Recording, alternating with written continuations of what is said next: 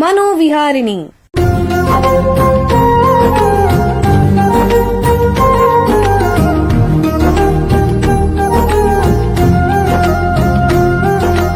ಬೆಂಗಳೂರಿನ ನಿಮ್ಹಾನ್ಸ್ ವತಿಯಿಂದ ಮಾನಸಿಕ ಆರೋಗ್ಯ ಮತ್ತು ನರವಿಜ್ಞಾನ ಕುರಿತ ಪ್ರಾಯೋಜಿತ ಶಿಕ್ಷಣ ಮಾಲಿಕೆ. ಸಹಯೋಗ ಕರ್ನಾಟಕ ವಿಜ್ಞಾನ ಮತ್ತು ತಂತ್ರಜ್ಞಾನ ಅಕಾಡೆಮಿ, ವಿಜ್ಞಾನ ಮತ್ತು ತಂತ್ರಜ್ಞಾನ ಇಲಾಖೆ, ಕರ್ನಾಟಕ ಸರ್ಕಾರ. ಕೇಳಿ ಮಾನಸಿಕ ಆರೋಗ್ಯ ಮತ್ತು ನರವಿಜ್ಞಾನ ಕುರಿತ ಮಾಲಿಕೆ ಮನೋವಿಹಾರಿಣಿ. ನಮಸ್ಕಾರ ಶ್ರೋತೃಗಳೇ, ನಿಮಗೆಲ್ಲರಿಗೂ ಮನೋವಿಹಾರಣೆ ಶಿಕ್ಷಣ ಮಾಲಿಕೆ ಈ ಸಂಚಿಕೆಗೆ ಆತ್ಮೀಯ ಸ್ವಾಗತ. ಹಿಂದಿನ 2 ಸಂಚಿಕೆಗಳಲ್ಲಿ ನರಮಂಡಲದ ಅಸ್ವಸ್ಥತೆಗಳು ಮುಖ್ಯವಾಗಿರುವಂತಹ ಎಪಿಲೆಪ್ಸಿ ಬಗ್ಗೆ ತಿಳ್ಕೊಂಡ್ವಿ. ಅದನ್ನ ಇಂದಿನ ಕಾರ್ಯಕ್ರಮದಲ್ಲಿ ಮುಂದುವರಿಸೋಣ. ಹಿಂದಿನ ಸಂಚಿಕೆಗಳಲ್ಲಿ ಎಪಿಲೆಪ್ಸಿ ಬಗ್ಗೆ ಏನೇನು ತಿಳ್ಕೊಂಡ್ವಿ ಅಂತ ಸ್ವಲ್ಪ ಜ್ಞಾಪಿಸಿಕೊಳ್ಳೋಣ. ಮನುಷ್ಯರಲ್ಲಿ ಕಂಡುಬರುವಂತಹ ಸಾಮಾನ್ಯವಾದ ನರಮಂಡಲದ ಕಾಯಿಲೆಗಳಲ್ಲಿ ಎಪಿಲೆಪ್ಸಿ ಕೂಡ ಒಂದು. ಅಂಕಿ ಅಂಶಗಳ ಪ್ರಕಾರ ಎಪಿಲೆಪ್ಸಿ ನಮ್ಮ ದೇಶದಲ್ಲಿ ಸುಮಾರು 1-3% ಜನರಲ್ಲಿ ಕಂಡುಬರುವಂತಹ ಕಾಯಿಲೆ. ಈ ಕಾಯಿಲೆ ಯಾಕೆ ಬರುತ್ತೆ ಅಂತಂದ್ರೆ, ಒಬ್ಬ ವ್ಯಕ್ತಿಯ ಮೆದುಳಿನಲ್ಲಿ ಹರಿಯುತ್ತಿರುವಂತಹ ವಿದ್ಯುತ್ತಿನಲ್ಲಿ ಯಾರು ಏರುಪೇರಾದ್ರೆ ಈ ಕಾಯಿಲೆ ರೋಗ ಲಕ್ಷಣಗಳು ಕಾಣಿಸ್ಕೊಳ್ಳುತ್ತೆ. ಏನು ರೋಗ ಲಕ್ಷಣಗಳು ಅಂತಂದ್ರೆ, ಇದರಲ್ಲಿ ಮುಖ್ಯವಾಗಿ ಸೆಳೆವು ಅಂದ್ರೆ ಫಿಟ್ಸ್ ಬರುತ್ತೆ. ಈ ಫಿಟ್ಸ್ ನಲ್ಲಿ ಸುಮಾರು 10 ವಿಧಗಳಿವೆ ಅಂತ ಹಿಂದಿನ ಸಂಚಿಕೆಯಲ್ಲಿ ತಜ್ಞರು ತಿಳಿಸಿದರು. ಯಾಕೆ ಹೀಗಾಗತ್ತೆ ಅಂತಂದ್ರೆ, ಕೆಲವು ಸಂದರ್ಭಗಳಲ್ಲಿ ಆನುವಂಶಿಕ ಕಾರಣಗಳಿಂದ ಎಪಿಲೆಪ್ಸಿ ಬರುತ್ತೆ. ಇದಲ್ಲದೆ ಮೆದುಳುಗಾಯ, ಮೆದುಳು ಸೋಂಕು, ಲಕ್ವ ಅಥವಾ ಮೆದುಳಿನ ವಿಕಾಸ ಸಂದರ್ಭದಲ್ಲಿ ಆಗುವಂತಹ ಸಮಸ್ಯೆಗಳಿಂದ ಆಗಬಹುದು. ಈ ಎಪಿಲೆಪ್ಸಿ ಅನ್ನೋದು ಯಾರಿಗೂ ಬೇಕಾದ್ರೂ ಆಗಬಹುದು, ಆದರೆ ಮಕ್ಕಳು ಸ್ವಲ್ಪ ಜಾಸ್ತಿ. ಇದು ಖಂಡಿತ ಸಾಂಕ್ರಾಮಿಕ ರೋಗ ಅಲ್ಲ, ಅಂದ್ರೆ ಒಬ್ಬರಿಂದ ಒಬ್ಬರಿಗೆ ಹರಡೋದಿಲ್ಲ. ಯಾರಿಗಾದ್ರೂ ಫಿಟ್ಸ್ ಬಂದ್ರೆ ನಾವೇನು ಮಾಡಬೇಕು, ಏನು ಮಾಡಬಾರದು ಅಂತ ಕೂಡ ತಜ್ಞರು ಹಿಂದಿನ ಸಂಚಿಕೆಯಲ್ಲಿ ತಿಳಿಸಿದರು. ಈ ಎಪಿಲೆಪ್ಸಿನ ಗುರುತಿಸಕ್ಕೆ ವೈದ್ಯರು ಯಾವ ರೀತಿ ಪರೀಕ್ಷೆಗಳನ್ನು ಮಾಡ್ತಾರೆ ಅನ್ನೋದ್ರ ಬಗ್ಗೆ ಹಿಂದಿನ ಸಂಚಿಕೆಯಲ್ಲಿ ತಜ್ಞರು ವಿವರಿಸಿದ್ರು. ಈಗ ಜನರಲ್ಲಿ ಮೂಡುವಂತಹ ಪ್ರಶ್ನೆ ಏನು ಅಂದ್ರೆ, ಈ ಎಪಿಲೆಪ್ಸಿಗೆ ಪರಿಹಾರ ಏನು, ಚಿಕಿತ್ಸೆ ಯಾವ್ಯಾವ ಥರದ್ದಿವೆ, ಔಷಧಿಗಳಿವೆಯೇ, ಯಾವ ರೀತಿ ಇದು, ಅವುಗಳಿಂದ ಈ ಫಿಟ್ಸ್ ಅಥವಾ ಸೆಳೆವು ಕಡಿಮೆ ಮಾಡೋಕ್ಕಾಗತ್ತೆ, ಎಷ್ಟು ಬಾರಿ ಎಷ್ಟು ತಿಂಗಳು ಈ ಔಷಧಿ ತಗೋಬೇಕು, ಅದಕ್ಕೇನಾದ್ರು ಸೈಡ್ ಎಫೆಕ್ಟ್ಸ್ ಅಥವಾ ಅಡ್ಡ ಪರಿಣಾಮಗಳಿವೆಯೇ, ಇದನ್ನ ಮಕ್ಕಳು ಕೊಡಬಹುದೇ, ಗರ್ಭಿಣಿ ಸ್ತ್ರೀಯರಿಗೆ ಅಕಸ್ಮಾತ್ ಎಪಿಲೆಪ್ಸಿ ಇದ್ರೆ ಅವರು ಔಷಧಿ ತಗೋಬಹುದೇ, ಈ ವಿಷಯಗಳ ಬಗ್ಗೆ ತಜ್ಞರ ಹತ್ರ ಈಗ ಮಾಹಿತಿ ತಿಳ್ಕೊಳ್ಳೋಣ. ನರರೋಗ ವಿಜ್ಞಾನ ಕ್ಷೇತ್ರದಲ್ಲಿ ಸುಮಾರು 13 ವರ್ಷಗಳಿಂದ ವೈದ್ಯಕೀಯ ಸೇವೆ ಮತ್ತು ಸಂಶೋಧನೆ ಮಾಡ್ತಾ ಇರುವಂತಹ ನಿಮ್ಹಾನ್ಸ್ ಸಂಸ್ಥೆಯ ನ್ಯೂರಾಲಜಿ ವಿಭಾಗದಲ್ಲಿ ಹೆಚ್ಚುವರಿ ಪ್ರಾಧ್ಯಾಪಕರಾಗಿ ಸೇವೆ ಸಲ್ಲಿಸ್ತಾ ಇರುವಂತಹ ಡಾಕ್ಟರ್ ಕೆ ರಾಘವೇಂದ್ರ ಅವರು ನಮ್ಮ ಜೊತೆಗಿದ್ದಾರೆ. ಅವರನ್ನು ಸ್ವಾಗತಿಸೋಣ. ನಮಸ್ಕಾರ ಡಾಕ್ಟರ್ ರಾಘವೇಂದ್ರ ಅವರೇ. ನಮಸ್ಕಾರ. ನಿಮಗೆ ಈ ಕಾರ್ಯಕ್ರಮಕ್ಕೆ ಸ್ವಾಗತ.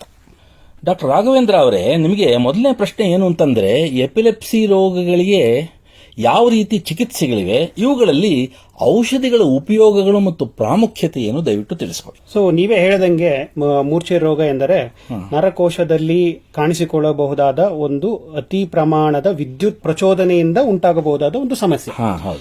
ಇದಕ್ಕೆ ನಾವು ಯಾವ ತರದ ಟ್ರೀಟ್ಮೆಂಟ್ ಗಳನ್ನು ಕೊಡ್ತೀವಿ ಅಂದ್ರೆ, ಪ್ರಮುಖವಾಗಿ ಸೆಳೆತ ನಿವಾರಣಾ ಔಷಧಿಗಳು ಅಂದರೆ anti epileptic drugs or anti seizure medication ಅಂತ ಏನ್ ಹೇಳ್ತೀವಿ, ಅದು ತುಂಬಾ ಪ್ರಾಮುಖ್ಯತೆ ಇರುತ್ತೆ. ಅಂದ್ರೆ ಫಿಟ್ಸ್ ಕಡಿಮೆ ಆಗಕ್ಕೆ ಮಾತ್ರೆಗಳು, ಔಷಧಿಗಳು.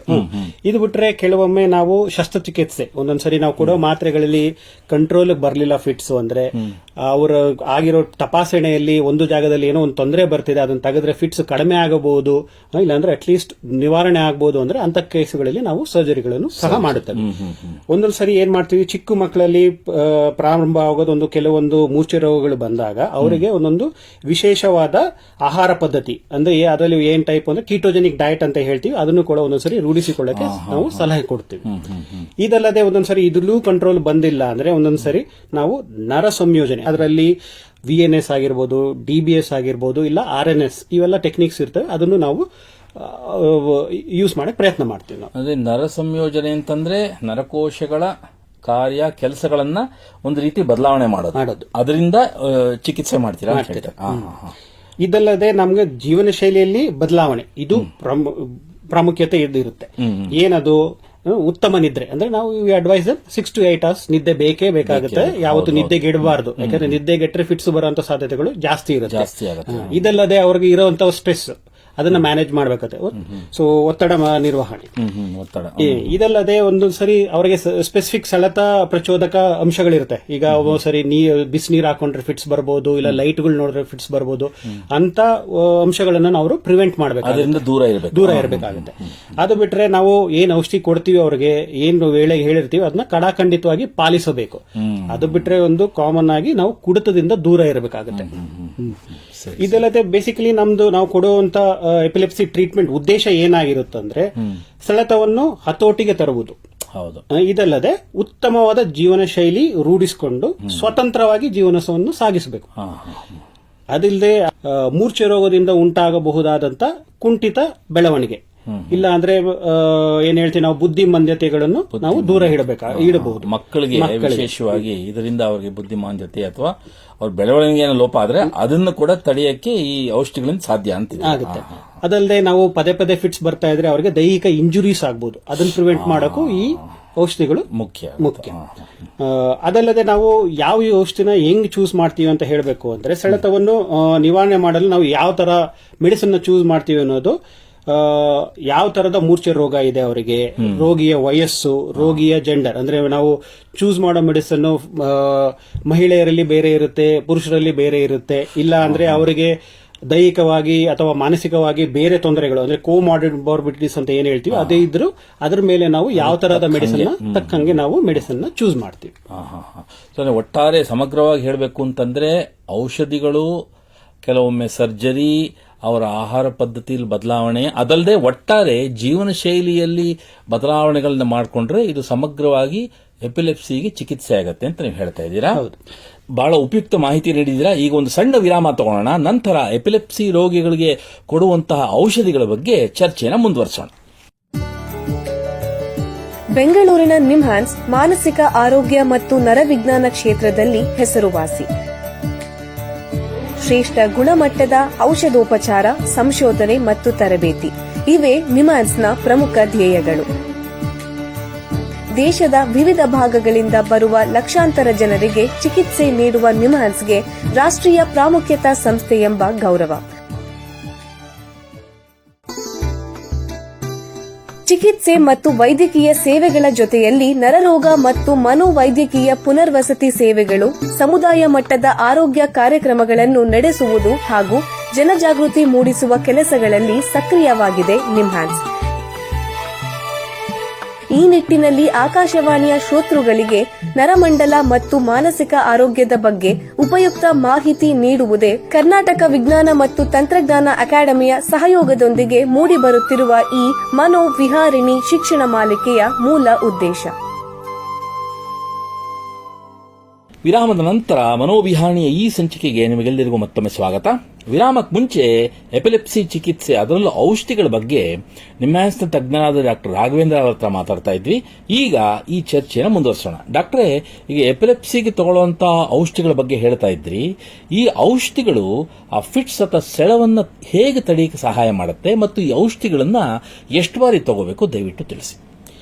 ಸೊ ನಾವು ಮೂರ್ಛೆ ರೋಗಿಗೆ ಕೊಡುವ ಔಷಧಿಗಳು ಮಿದುಳಿನಲ್ಲಿ ವಿದ್ಯುತ್ ಚಟುವಟಿಕೆ ಏನಿದೆ ಅದನ್ನು ಸ್ಥಿರಗೊಳಿಸಿ ಕೆಲಸ ಮಾಡುತ್ತವೆ. ಸೊ ಔಷಧಿಗಳನ್ನು ನಾವು ಎಷ್ಟು ಸಲ ತಗೋಬೇಕು ಅಂತ ನಿರ್ಧರಿಸುವ ಪಾಯಿಂಟ್ಸ್ ಏನು ಅಂದ್ರೆ ಅವರಿಗೆ ಯಾವ ತರದ ಫಿಟ್ಸ್ ರೋಗ ಇದೆ ಮತ್ತು ಔಷಧಿಗಳ ಅರ್ಧ ಜೀವನ ಅಂದ್ರೆ ಹಾಫ್ ಲೈಫ್ ಅನ್ನು ನಾವು ಪರಿಗಣಿಸುತ್ತೇವೆ. ಸಾಮಾನ್ಯವಾಗಿ ದಿನದಲ್ಲಿ 1 ರಿಂದ 3 ಬಾರಿ ಔಷಧಿಗಳನ್ನು ತಗೋಬೇಕಾಗುತ್ತೆ. ಅದು ಪ್ರತಿದಿನ ನಿರ್ದಿಷ್ಟ ಸಮಯದಲ್ಲೇ ಮಾತ್ರೆಗಳನ್ನು ತಗೋಬೇಕು. ಅದು ಬಹಳ ಮುಖ್ಯ. ಅಂದ್ರೆ ಅದನ್ನ ಶಿಸ್ತಾಗಿ ಪಾಲಿಸ್ಕೊಂಡ್ ಬರ್ಬೇಕು. ಸರಿ ಸರಿ. ಇವಾಗ ಯಾವುದೇ ಔಷಧಿ ತಗೋಬೇಕಾದ್ರೆ ಮನಸ್ಸಲ್ಲಿ ಒಂದು ಹೆದರಿಕೆ ಇರುತ್ತೆ, ಇದ್ರದ್ದೇನಾದ್ರೂ ಸೈಡ್ ಇಫೆಕ್ಟ್ಸ್ ಅಥವಾ ಅಡ್ಡ ಪರಿಣಾಮಗಳಾಗತ್ತಾ ಅಂತ. ಈ ಎಪಿಲೆಪ್ಸಿ ಕೊಡುವಂತ ಔಷಧಿಗಳಲ್ಲೂ ಇಂತಹ ಅಡ್ಡ ಪರಿಣಾಮಗಳಿವೆಯೇ? ಆಮೇಲೆ ಒಂದು ವೇಳೆ ರೋಗಿ ಒಂದು ಡೋಸ್, ಒಂದು ದಿನದ ಮಾತ್ರೆ ಮಿಸ್ ಆಗೋದ್ರೆ ಅದರಿಂದ ಏನೋ ಸಮಸ್ಯೆ ಆಗುತ್ತೆ, ದಯವಿಟ್ಟು ತಿಳಿಸಿ. ಸೊ ನಾವು ಮೂರ್ಛೆ ರೋಗಕ್ಕೆ ಕೊಡುವ ಔಷಧಿಗಳು ರೋಗದ ಮೇಲೆ ಬಹಳ ಪರಿಣಾಮವಾಗಿ ಕೆಲಸ ಮಾಡುತ್ತದೆ. ಬಟ್ ಆದ್ರೆ ಏನಾಗುತ್ತೆ ಅಂದ್ರೆ ಒಂದೊಂದ್ಸಾರಿ ಬಹಳ ಕೆಲವೊಂದು ಅಡ್ಡ ಪರಿಣಾಮಗಳು ಕೆಲವೊಂದು ಸಂದರ್ಭದಲ್ಲಿ ಮತ್ತು ಕೆಲವೊಂದು ರೋಗಿಗಳಲ್ಲಿ, ಎಲ್ಲರಲ್ಲೂ ಅಲ್ಲ, ಕಾಣಿಸಿಕೊಳ್ಳಬಹುದು. ಸೊ ಸರ್ವೇ ಸಾಮಾನ್ಯವಾಗಿ ಯಾವ ತರದ ನಾವು ಈ ಅಡ್ಡ ಪರಿಣಾಮಗಳು ಅಂದ್ರೆ ಸೈಡ್ ಎಫೆಕ್ಟ್ ನ ನೋಟಿಸ್ ಮಾಡ್ತೀವಿ ಅಂದ್ರೆ ತಲೆನೋವು, ತಲೆ ತಿರುಗುವುದು, ವಾಕರಿಕೆ, ವಾಂತಿ, ದೃಷ್ಟಿ ಮಂದತೆ ಆಗೋದು, ಒಂದೊಂದ್ಸರಿ ಮಾನಸಿಕ ಮನಸ್ಥಿತಿ ಬದಲಾವಣೆ ಆಗೋದು, ಒಂದೊಂದ್ಸರಿ ಏಕಾಗ್ರತೆ ಬದಲಾವಣೆ ಆಗುವುದು, ಇಲ್ಲ ಮೂಳೆ ಆರೋಗ್ಯದ ಬದಲಾವಣೆ ಆಗಬಹುದು, ಒಂದೊಂದ್ಸರಿ ತೂಕದ ವ್ಯತ್ಯಾಸಗಳು ಬರಬಹುದು. ಬಟ್ ಒಂದೊಂದ್ಸರಿ ಏನಾಗುತ್ತೆ ಅಂದ್ರೆ ಅಪರೂಪಕ್ಕೆ ಒಂದೊಮ್ಮೆ ಗಂಭೀರವಾದ ಅಲರ್ಜಿಕ್ ಪ್ರತಿಕ್ರಿಯೆ ಅಂದ್ರೆ ಅಲರ್ಜಿಕ್ ರಿಯಾಕ್ಷನ್ಗಳು ಆಗಬಹುದು. ಮಾತ್ರೆಗಳನ್ನು ನಾವು ಯಾವತ್ತೂ ವೈದ್ಯರ ಸಲಹೆ ಇಲ್ಲದೆ ನಿಲ್ಲಿಸುವುದು, ಕಡಿಮೆ ಮಾಡುವುದು, ಅದರ ಟೈಮ್ಗಳನ್ನ ಚೇಂಜ್ ಮಾಡೋದು ಮಾಡಬಾರ್ದು. ಯಾಕೆ ಅಂದ್ರೆ ನಾವು ಈ ತರದ ಯಾವ್ದಾದ್ರು ವ್ಯತ್ಯಾಸಗಳಂತಂದ್ರೆ ಏನಾಗುತ್ತೆ ಅಂದ್ರೆ ಆ ರೋಗದಲ್ಲಿ ಆ ರೋಗಿಗೆ ಇರುವ ಆ ರೋಗದ ಲಕ್ಷಣಗಳು ಹಾಗೆ ಮುಂದುವರಿಯಬಹುದು ಮತ್ತು ಅದಕ್ಕೆ ಏನಾಗುತ್ತೆ ಅಂದ್ರೆ ಅವರಿಗೆ ಇರುವ ರೋಗದ ಲಕ್ಷಣಗಳು ಹೆಚ್ಚಾಗಿ ಗಂಭೀರವಾಗಿ ಒಂದೊಂದ್ಸರಿ ಎದುರಾಗಬಹುದು. ಆದ್ರಿಂದ ನಾವು ಯಾವುದೇ ರೋಗಿಗೂ ನಾವು ಮಾತ್ರೆಯ ಡೋಸ್ ಅನ್ನು ಕಡಿಮೆ ಮಾಡಬಾರದು, ನಿಲ್ಲಿಸಬಾರದು ಮತ್ತು ಸ್ಕಿಪ್ ಮಾಡಬಾರದು ಅಂತ ನಾವು ಹೇಳ್ತೀವಿ. ಅದರಿಂದ ರೋಗ ಉಲ್ಬಣವಾಗಬಹುದು ಮತ್ತೆ ರೋಗ ಲಕ್ಷಣಗಳು ಕಾಣಿಸ್ಕೋಬಹುದು ಅಂತ ಹೇಳ್ತಾ ಇದ್ದೀರಾ. ಈಗ ಕೆಲವು ಸಂದರ್ಭಗಳಲ್ಲಿ ವೈದ್ಯರು ಇಂಥ ರೋಗಿಗೆ ಎಪಿಲೆಪ್ಸಿ ಔಷಧಿನ ಬದಲಾಯಿಸಬೇಕೆ ನಿಲ್ಲಿಸಬೇಕೆ ಅಂತ ಕೆಲವು ಸರಿ ನಿರ್ಧಾರ ಮಾಡಬಹುದೇನೋ. ಯಾವ ಸಂದರ್ಭಗಳಲ್ಲಿ ಮತ್ತೆ ಯಾಕೆ ಮಾಡ್ತಾರೆ ಈ ತರ? ಸೊ ಮೊದಲನೇದಾಗಿ ಯಾವಾಗ ನಾವು ಔಷಧಿಗಳನ್ನ ಬದಲಾಯಿಸಕ್ಕೆ ಪ್ರಯತ್ನ ಮಾಡ್ತೀವಿ, ಸೊ ಯಾವಾಗ ನಾವು ಏನು ಕೊಟ್ಟಿರೋ ಮಾತ್ರೆಗಳನ್ನ ಬದಲಾಯಿಸ್ತೀವಿ ಅಂದ್ರೆ ಈಗ ಸೆಳೆತ ನಿಯಂತ್ರಣೆಯಲ್ಲಿ ಇಲ್ಲ ಅಂದ್ರೆ ಅವರಿಗೆ ಬರ್ತಾ ಇರೋಂತ ಸೈಡ್ ಎಫೆಕ್ಟ್ ಅಡ್ಡ ಪರಿಣಾಮಗಳು ತುಂಬಾ ಇತ್ತು ಅಂದ್ರೆ, ಇಲ್ಲ ಅಂದ್ರೆ ಅವರಿಗೆ ತಗೋತಾ ಇರೋ ಬೇರೆ ಮೆಡಿಸಿನ್ ಅಂದ್ರೆ ವಿವಿಧ ಬೇರೆ ಮೆಡಿಸಿನ್ ಇಂದ ಅವರಿಗೆ ಪರಸ್ಪರ ಕ್ರಿಯಾಗಳಿಂದ ಅವರಿಗೆ ಸೈಡ್ ಎಫೆಕ್ಟ್ಸ್ ಏನಾದ್ರು ಜಾಸ್ತಿ ಎಪಿಲೆಪ್ಸಿಗೆ ತಗೋ ಔಷಧಿ ಮತ್ತೆ ಬೇರೆ ಯಾವ್ದೋ ರೋಗಕ್ಕೆ ತಗೊಳ್ಳೋ ಔಷಧಿಯಿಂದ ಎರಡು ಮಧ್ಯೆ ಸಮಸ್ಯೆ ಆದ್ರೆ ಅಂತ ಸಂದರ್ಭದಲ್ಲಿ ಬದಲಾಯಿಸಬೇಕಾಗುತ್ತೆ. ಅದಲ್ಲದೆ ಒಂದು ನಿಮ್ಗೆ ಗೊತ್ತಿರಂಗೆ ಮಹಿಳೆಯರಲ್ಲಿ ನಾವು ಬೇರೆ ತರದ ಮೆಡಿಸಿನ್ ನಾವು ಪ್ರಿಫರ್ ಮಾಡ್ತೀವಿ ಕಂಪೇರ್ ಟು ಮೇಲ್ಸ್. ಸೊ ಅದು ಬಿಟ್ರೆ ಈಗ ಎಲ್ಡರ್ಲಿ ಆಗಲಿ ಇಲ್ಲ ಅಂದ್ರೆ ಚಿಕ್ಕ ಮಕ್ಕಳಲ್ಲಿ ವಿ ಪ್ರಿಫರ್ ಡಿಫರೆಂಟ್ ಮೆಡಿಸಿನ್. ಇದೆಲ್ಲ ನಾವು ಯಾವಾಗ ನಿಲ್ಲಿಸಬೇಕಾಗುತ್ತೆ ಮಾತ್ರೆ ಅಂದ್ರೆ ನಿರ್ದಿಷ್ಟ ಅವಧಿಯಲ್ಲಿ ಮೂರ್ಛೆ ತೊಂದರೆ ಲಕ್ಷಣಗಳು ಕಾಣಿಸ್ಕೊಳ್ದೇ ಇದ್ರೆ ಮತ್ತು ಅವರಿಗೆ ರಿಕರೆನ್ಸ್ ರಿಸ್ಕ್ ಏನು ರೋಗ ಲಕ್ಷಣಗಳು ಮರುಕಳಿಸುವ ಸಾಧ್ಯತೆಗಳು ಕಡಿಮೆ ಇದ್ದಲ್ಲಿ ಸೊ ನಾವು ಮಾತ್ರೆಗಳನ್ನು ನಿಲ್ಲಿಸಬಹುದು ಅನ್ನೋ ಡಿಸಿಷನ್ ತಗೋತೀವಿ. ಅದು ಹೆಂಗೆ? ಸೊ ರೋಗದ ಚಿಕಿತ್ಸೆ ಆರಂಭಿಸಿದೀವಿ, ಅವರಿಗೆ ಸಣ್ಣ ಪ್ರಮಾಣದ ಇಲ್ಲ ದೊಡ್ಡ ಪ್ರಮಾಣದ ಸೆಳೆತದ ಲಕ್ಷಣಗಳು ಕಾಣಿಸ್ಕೊಳ್ದೇ ಇದ್ರೆ ಎಷ್ಟು ವರ್ಷಕ್ಕೆ 2 ರಿಂದ 5 ವರ್ಷ ಕಾಣಿಸ್ಕೊಳ್ಳಿಲ್ಲ ಅಂದ್ರೆ ಮತ್ತು ಅವರಿಗೆ ರೋಗದ ಲಕ್ಷಣಗಳು ಏನಿದ್ದು ಮುಂಚೆ ಅದರ ಮರು ತಪಾಸಣೆ ಮಾಡಿ ಆ ತಪಾಸಣೆಯಲ್ಲಿ ಅವರಿಗೆ ಯಾವುದೇ ತರದ ತೊಂದರೆಗಳಿಲ್ಲ, ಅವರು ಮಾಡಿರುವ ಟೆಸ್ಟ್ಗಳೆಲ್ಲ ಸಹಜವಾಗಿದೆ ಎಂದರೆ ನಾವು ಕ್ರಮೇಣವಾಗಿ ಅವರಿಗೆ ಕೊಟ್ಟಿರೋ ಟ್ಯಾಬ್ಲೆಟ್ ಅನ್ನು ನಿಲ್ಲಿಸಕ್ಕೆ ಪ್ರಯತ್ನ ಮಾಡ್ತೀವಿ. ಇನ್ನೊಂದು ವಿಶೇಷ ಸಮಸ್ಯೆ ಏನು ಅಂತಂದ್ರೆ ಹೆಣ್ಣು ಮಕ್ಕಳಲ್ಲಿ ಈ ಎಪಿಲೆಪ್ಸಿ ಬಂದಿದೆ ಅಂತ ಇಟ್ಕೊಳ್ಳಿ, ಅಂತಹ ಅವರು ಗರ್ಭಿಣಿ ಆದ್ರೆ ಅಂದ್ರೆ ಗರ್ಭಿಣಿ ಸ್ತ್ರೀಯರಲ್ಲಿ ಎಪಿಲೆಪ್ಸಿ ಇದ್ರೆ ಅವ್ರಿಗೆ ನೀವು ಏನ್ ಸಲಹೆ ಕೊಡ್ತೀರಾ ಮಾತ್ರೆ ಬಗ್ಗೆ, ಆ ಎಪಿಲೆಪ್ಸಿ ಬಗ್ಗೆ?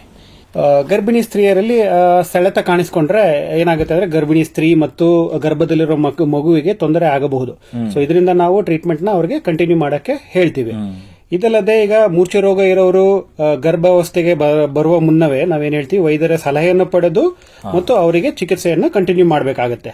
ಯಾಕಂದ್ರೆ ನಾವು ಗರ್ಭಿಣಿ ಸ್ತ್ರೀಯರಿಗೆ ಕೊಡುವಂತ ಔಷಧಿಗಳಲ್ಲಿ ಒಂದೊಂದ್ಸಾರಿ ಮಗುವಿನ ಬೆಳವಣಿಗೆಯಲ್ಲಿ ಕುಂಠಿತವಾಗಬಹುದು ಮತ್ತು ಅವರಿಗೆ ಹುಟ್ಟಿನಿಂದಲೇ ಕೆಲವು ತೊಂದರೆಗಳು ದೋಷಗಳು ಬರಬಹುದು ಒಂದೊಂದ್ಸಾರಿ. ಸೊ ಏನಂತೀವಿ ನಾವು ಬರ್ತ್ ಡಿಫೆಕ್ಟ್ಸ್ ಬರಬಹುದು.